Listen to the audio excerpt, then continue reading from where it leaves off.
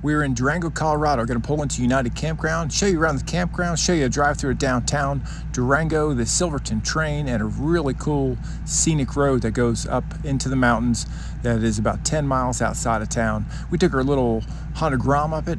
You could definitely bring a Jeep or some kind of four-wheel drive vehicle or ATV. All right, so there's a trolley stop right here as you're about to pull into the campground, and everything's going to speed up here in just a second. As we pull in, the first building on the left, this is going to be the office, then the pool. The pool is about 5 feet, up to 5 feet deep, gets a lot of sun in the afternoon. If you slow your video down, you could check out each individual site. These upper sites, these terraced down, that's the laundry right there on the right. These upper sites terrace down as they overlook the railroad tracks and the mountains off on the other side. As you pull up here, we'll take a left down to the tent area. We'll go over the railroad tracks. Those railroad tracks are what the steam train will ride on. It takes from Durango over to Silverton. This is the tent camping through here. County Road 124, it's about 12 miles from camp. Take a ride up and check out the San Juan Mountains. So we're on a nice paved road. This will turn into dirt. That dirt turns into a pretty rocky area. We get to see where an avalanche had taken place and the destruction that followed that. And about 4 miles in, it's going to turn into a dirt road. And we pulled off the dirt road. They've got camping right here by the water at the base of the mountain.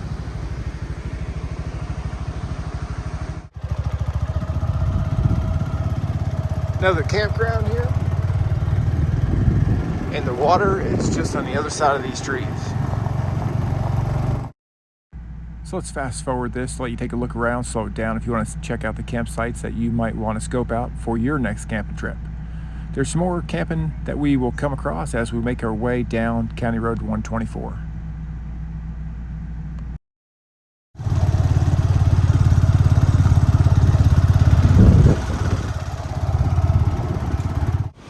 Past several other campsites and also this cool waterfall. So we passed what looked like a Jeep tour bus, a Jeep Wrangler with extra seats on the back. We're about 5 miles from the top right now in our remnants of an old cabin. You can see the water through the trees. You can hear it, I'm sure.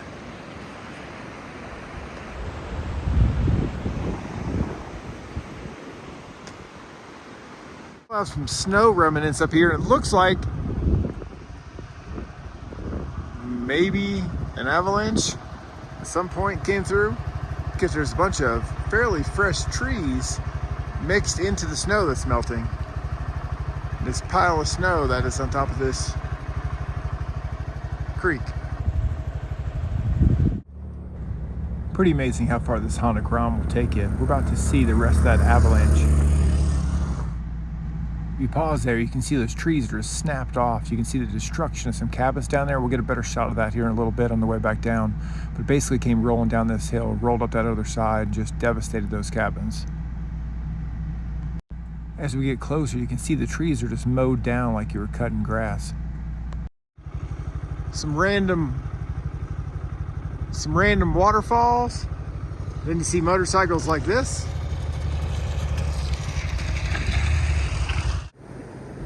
And the Grom keeps taking us up the mountain. We cross a little low water crossing here. It's some pretty rocky areas, and we just keep making our way towards the top. Impressive little bike and beautiful scenery up here. So we made it about 14 miles into this road. Got a little bit further to go, but the snow has got it covered. We got the dumpster out here trying to clear off the rest of the trail. Beautiful area. The guy in the dozer said that it's just amazing once you get to the top, but we're not going to get that far. If you look back to the right, you can see just how high we are in relation to the mountain. There's not much more height to the left. Bigger mountain to our right. Now we're going to make our way back down the mountain and into town. Show you a drive-through of downtown Durango and then over to the steam train. So this is looking up to where the avalanche was coming from. Came all the way down this hill and started to roll up, obviously on this other side, and just devastated these cabins.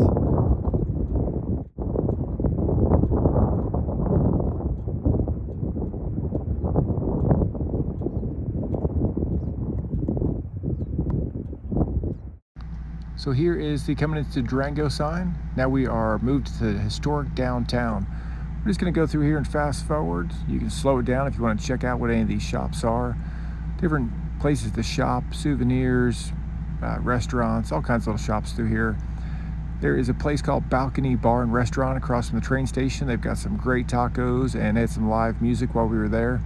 There's also some outdoor seating down here on the right on the sidewalk. A couple different restaurants. And here's the train station where you'll catch it for the steam train ride. So we're about to jump on the train that's going to take us from Durango up to Silverton. We'll show you what that train's like. Kind of pan down, you can take a look at the train. Shortly after you leave town, you'll be passing the United Campground. This is the campground that we're actually staying at that was in the beginning of this video. Now this is what they call the gondola or the open air car. And from here I'm just going to kind of play some different clips so you can see what it's like along the way.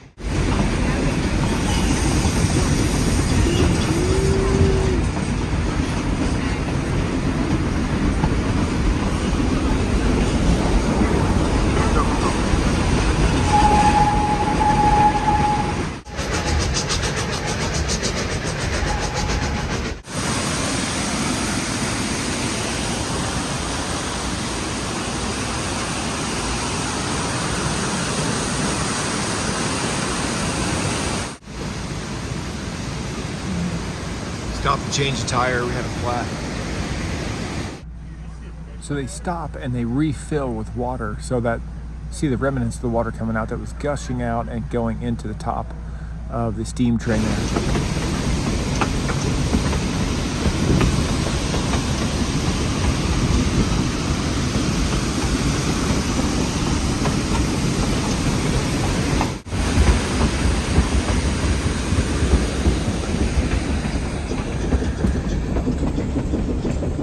We're now pulling into Silverton. So it's about a 3.5-hour ride in the train. We got to see lots of cool stuff on the way here. And we are now walking into Silverton.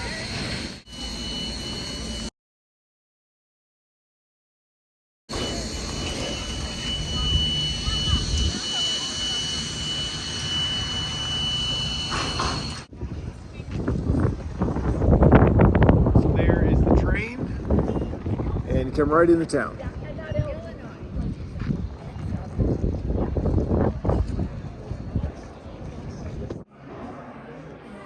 Just a quick view around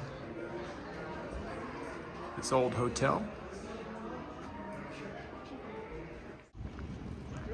As we walk through, you can see a lot of these hotels, buildings, stores, they're all in buildings that were all built in 1800s. This City Hall, built in 1908.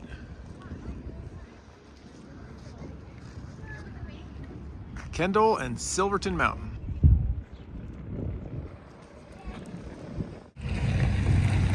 So basically every street besides Main Street will be dirt roads. Tiny town, totally beautiful.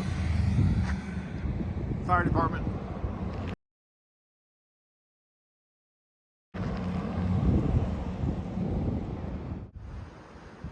Little history on Silverton.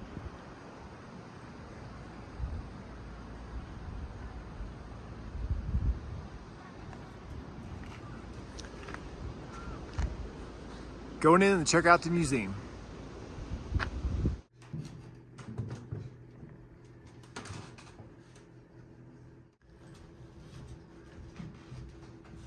Little history on how the land dissipated from the Indians, getting smaller and smaller.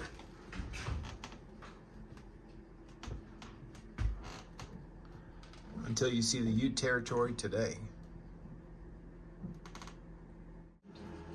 Yeah, the history is why we go to most. Oh, it's gorgeous out here. Yeah, it's beautiful. Old school miners. So just so you know, when you come here on the train, you only have about 2 hours. So once you get off the train, if you want to eat, gift shop, the museum, you don't really have time to do it all. So you got to pick what you're going to do, bring some food, probably a better idea so you can see more. Kind of cool, you can see some of the old buildings behind us. Like I said, a lot of stuff in town is all 1800s. You got the fire department, which I already pointed out, and the EMS is right next to that. Snow-covered mountains. And of course, if you are driving here, you're on the $1 Million Highway of 550, and you're going to see just amazing views all the way here.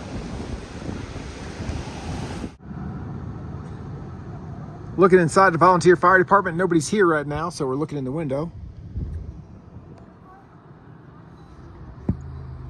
They've got a white Quint right here and a Pierce. Old Chevy vintage engine. It's cool. Got some serious clearance on this engine. Get out here in these mountain roads. Check out this 1929 engine. This was actually pulled here with a mule train over the pass. We're a block off Main Street. Got the public library. Some housing, maybe an old mine, or part of it.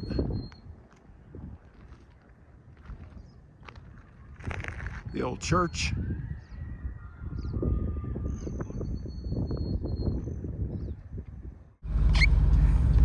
Check out this old cool wood burning stove. Another building here on Main Street.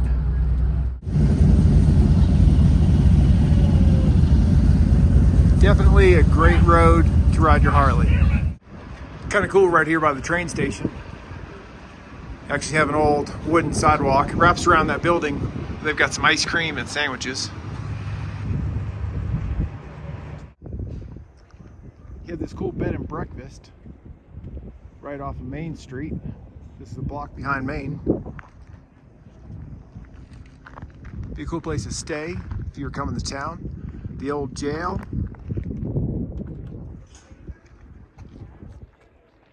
Additional information, the first trains came here in the late 1800s. First automobiles arrived 1911. Okay, so that wraps up this video based on Durango. See what you can see in Durango. That RV park's a great place to stay. Train comes right by there, as you saw in the video. We went up the mountain on Highway 124. Check that out. Make sure you're later in the summer if you want to get all the way to the very top, but very capable whether you rent a Jeep or whatever, you make it to the top, if not hike a little bit. Of course, the train, don't miss out on the train. Book your tickets in advance. If it's warm, you can definitely get these outside cars. It was only in the 60s, but totally great to be out in these outside cars. We'll try to get a little bit of footage on the way back. If you hang in the video a little bit longer, I'll just have some separate videos of just things that we see on the way back on the train. Thanks for watching. Thanks for any kind of support. Share the channel. Again, if you've never watched the channel before, we travel around and discuss things with PTSD and anxiety and stress, all the stress in the world today, especially the first responders and veterans and anybody that's struggling with stress. So thanks for watching. Or you can get on the train while you're here in Silverton. Make sure if you want to eat, you should get some food to go. We got some pizza and ice cream to go, so we can just eat it on a 3-hour ride back.